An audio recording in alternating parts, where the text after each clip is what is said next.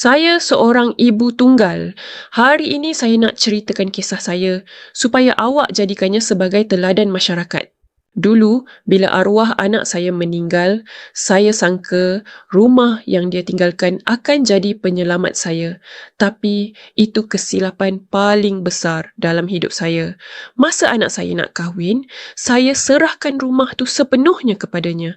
Tanpa wasiat, tanpa hibah, tanpa apa-apa dokumen, hanya dengan kasih sayang seorang ibu. Tanpa saya sedar, menantu saya telah buat hibah bersyarat. Bila anak saya pergi, rumah tu terus jadi hak milik dia sepenuhnya. Saya terpaksa mengemas barang, menangis dan keluar dari rumah yang selama ini saya anggap milik keluarga kami. Semua kerana satu kesilapan tak buat dokumen.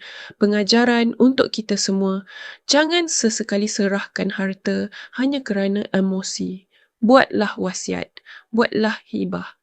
Pergi jumpa peguam atau syarikat pengurusan pusaka seperti pewarisan. Jadi, kisah saya sebagai pengajaran untuk anda semua supaya lebih berhati-hati di masa yang akan datang. Jika ada sebarang pertanyaan, boleh komen di bawah video ini.